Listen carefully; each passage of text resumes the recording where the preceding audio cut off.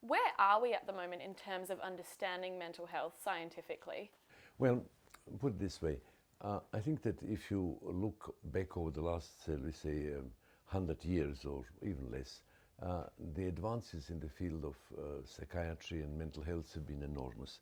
And the advances have gone on several lines. On one hand, it has become gradually possible to speak of the human rights of the mentally ill and to protect them and to make sure that they are treated decently when they are mentally ill, which was not the case necessarily in the past, where they were really maltreated in so many different ways.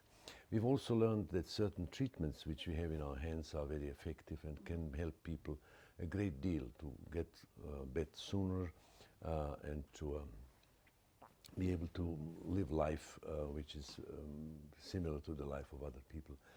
Where the advance has been slower has been, in fact, in the acceptance of people and in the inclusion of the mentally ill into society and into life.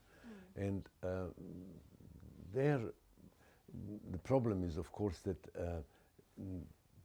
the perception of people is shaped by those who didn't get well.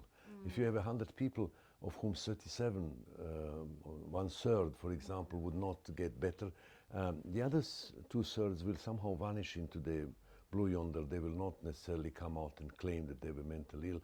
So they will not speak. So all that you will see is the people who did not get well. And so people say, look, I mean, we've been treating this, and I know this one in particular, he was getting treatment, didn't get better, etc.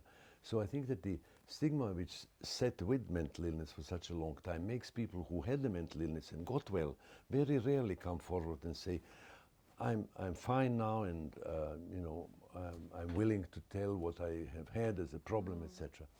Listening to people who have mental illness provides the best clues about the ways of going about diminishing stigma.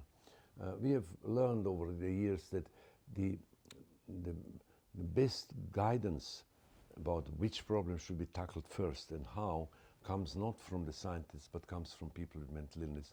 And they never had a chance to say this because nobody asks them, or when they ask them, they don't listen to them. So I think that would be another way, would be really to try to create a bridge that would allow people with mental illness to legitimately speak to, not only to the scientists, but also the politicians and others. One undoubtedly terribly important thing is that there is not enough resources are not being forward to look after people with mental illness.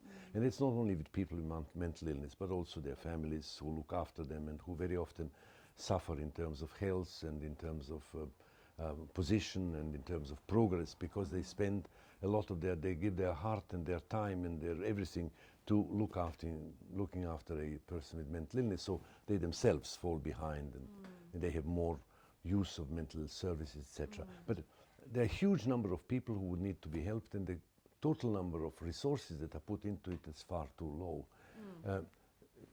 Approximately 40 to 60% of all disability in the world is due to mental and neurological illness. And if you look at the budget which is being given to various, in various countries to do something about mental illness, it's very low.